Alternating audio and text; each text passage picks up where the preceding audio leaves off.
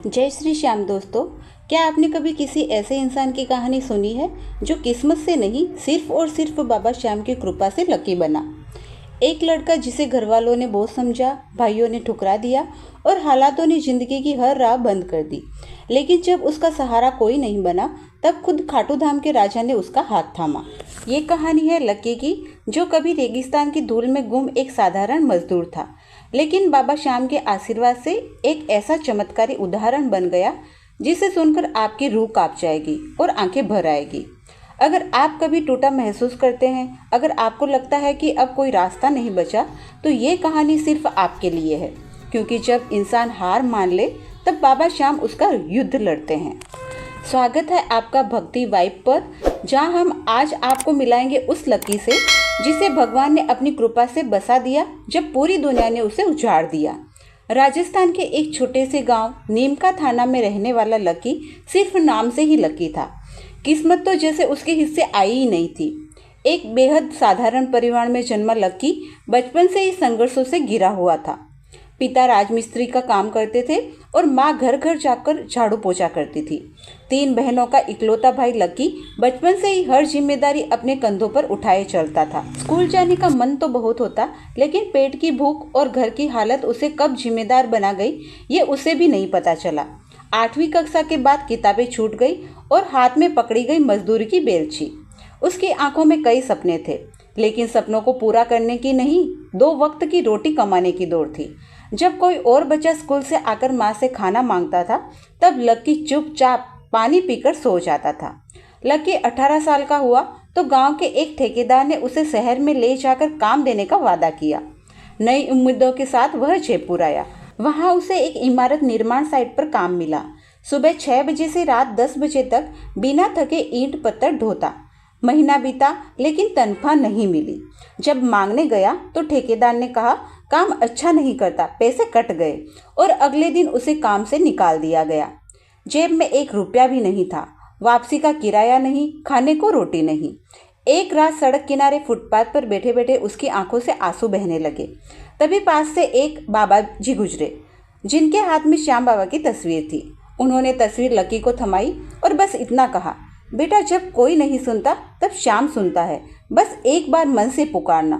Lucky ने तस्वीर को देखा और पहली बार उसकी आंखों में थोड़ी उम्मीद जगी। उस रात लकी ने पहली बार बाबा श्याम से बात की।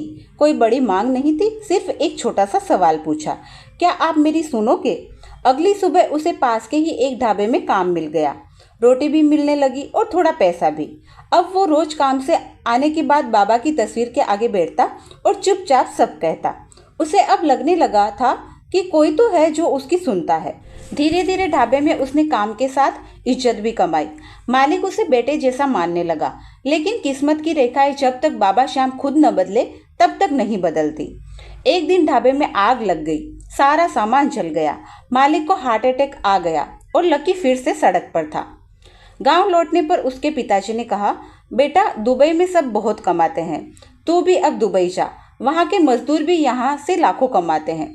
लकी के पास न पैसा था और न पासपोर्ट। जब उसने अपने दोनों मौसेरे भाइयों से मदद मांगी तो उन्होंने साफ कह दिया, हमने तुझे बहुत देखा, तो कमा ही क्या पाएगा वहाँ जाकर। ये बात लकी के दिल को चीर गई, लेकिन माँ के आशीर्वाद और बाबा श्याम की तस्वीर साथ लेकर वो चल पड़ा। दिल्ली, पासपोर्ट दफ्तर, एजेंट के चक्कर और फिर किसी तरह दुबई की फ्लाइट। दुबई की चिलचिलाती गर्मी में लकी को एक निर्माण कंपनी में नौकरी मिली। सुबह 5 बजे से काम शुरू होता। 50 डिग्री की गर्मी में छतों पर काम करना पड़ता। नींद कम, खाना कम और अपमान ज़्यादा। वहाँ कोई अपना नहीं था, लेकिन एक कोना था जहाँ लकी ने बाबा श्याम की तस्वीर लगाई थी। हर रविवार वह काम खत्म करके देर रात एक मंदिर जाता, जहाँ हर हफ्ते खाटू श्याम भजन संध्या होती थी। वहीं उसकी मुलाकात हुई आरती से, एक भारतीय युवती जो वहाँ की एक दुकान में सेल्स गर्ल्स थी और बाबा की बड़ी भक्त थी। आरती ने पहली बार उसे भजन गाते सुना। उसकी आंखों में आंसू थे, लेकिन सुर में आस्था थी। वही मुलाकात धीरे धीरे दोस्ती और फिर सच्चे रिश्ते में बदली। दोनों ने मंदिर में बाबा श्याम के आगे शादी करने की मन्नत ली। दुबई में लकी की जिंदगी धीरे धीरे पटरी पर आ रही थी। वही आरती के साथ मंदिर में सेवा करता, भजन गाता और हर महीने कुछ पैसे भारत भेजता। पर खुशियां जब आने लगती है तो परीक्षाएं भी साथ चलती है। एक दिन कंपनी में अचानक छटनी की घोषणा हुई। जिन मजदूरों के पास स्थायी वीजा नहीं था उन्हें एक झटके में निकाल दिया गया। लकी भी उन्हीं में से था। अगले ही दिन उसे बाहर का रास्ता दिखा दिया गया। जेब में कुछ ही दिरहम बचे थे और नौकरी की कोई उम्मीद नहीं। उसी रात आरती को तेज बुखार हो गया। डॉक्टर ने कहा कि यह वायरल निमोनिया है और इलाज में 4000 दिरहम खर्च होंगे। लकी के पास तो 400 भी नहीं थे, लेकिन वह जानता था कि एक दरवाजा ऐसा है जो हर हाल में खुलता है, बाबा श्याम का दरवाजा। लकी आरती को एक किराए के कमरे में ले आया। उसने बाबा श्याम की तस्वीर के सामने एक दिया जलाया और सिर झुका लिया और बोला, बाबा आपने हर मोड़ पर साथ दिया है, अगर आज भी मेरी सुन लो तो आपकी आरती बच जाएगी। अगले दिन वह किसी तरह मंदिर पहुंचा और वहां झाड़ू लगाने लगा। तभी एक बुजुर्ग भक्त ने उसे रोते देखा। उन्होंने सारी बात पूछी और सब जानने के बाद चुपचाप एक लिफाफा उसके हाथ में रख दिया। लकी ने जैसे ही खोला उसमें पूरे 4000 दिरहम थे। वो हैरान रह गया, ये क्या चमत्कार था। जब उसने मुड़कर उस बुजुर्ग को धन्यवाद देना चाहा, वे कहीं नहीं दिखे। शायद वे स्वयं बाबा ही थे, जो किसी रूप में आकर अपने भक्त की रक्षा करते हैं। आरती का इलाज हुआ और वह पूरी तरह ठीक हो गई। यह एक पुनर्जन्म जैसा अनुभव था। दोनों ने अब बाबा से किया वादा पूरा करने का फैसला किया। मंदिर में भजन सेवा शुरू की। हर शुक्रवार को लकी अपनी आवाज़ में बाबा का गुणगान करता और आरती हारमोनियम पर संगत करती। कुछ ही महीनों में वहाँ के भारतीय समुदाय में उनकी प्रसिद्धि फैलने लगी। लकी का स्वर लोगों की आत्मा को छू जाता। शाम को जब वो श्याम तेरी भक्ति ने मेरी बिगड़ी बना दी भजन गाता तो भक्तों की आंखों से आंसू बहते। ये कोई गायन नहीं, आत्मा का पुकार होती थी। एक दिन एक भारतीय व्यवसायी जो वहाँ एक रेस्टोरेंट चलाते थे, लकी के पास आए। उन्होंने कहा, भैया आप भजन ही नहीं गाते, दिल जीत लेते हो। मेरे पास एक छोटा रेस्टोरेंट है, उसमें मैनेजर की ज़रूरत है, क्या आप देखोगे? लकी की आंखों में आंसू आ गए। जिसे कल तक लोग मजदूर कह के पुकारते थे, आज कोई उसे मैनेजर बना रहा था, और वो भी बाबा श्याम की कृपा से। नया काम शुरू हुआ।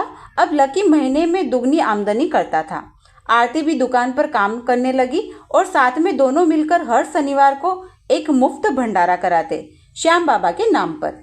2017 के अंतिम महीने में दुबई के श्याम मंदिर में एक विशाल भजन संध्या का आयोजन हुआ। आयोजकों ने लकी और आरती को मुख्य गायक दंपति के रूप में बुलाया। उस रात मंदिर में हजारों श्रद्धालु थे। जब लकी ने श्याम की महिमा अपरंपार गाना शुरू किया, पूरा हॉल गूंज उठा। लोग झूमने लगे, रोने लगे और कुछ तो भाव विभोर होकर बाबा के सामने गिर पड़े। शायद यही श्याम बाबा की असली चमत्कार था। एक मजदूर जो किसी गली में सोता था, आज हजारों की आत्मा को छू रहा था। भजन संध्या के अंत में लकी ने सिर झुकाकर कहा, बाबा आपने मुझे लकी बनाया, दुनिया ने मुझे ठुकराया, लेकिन आपने गले लगाया। आज लकी दुबई में एक सम्मानित व्यवसायी है। वह अब भी वही छोटा सा कमरा अपने पास रखता है जहां पहली बार बाबा श्याम की तस्वीर के सामने उसने दिया जलाया था।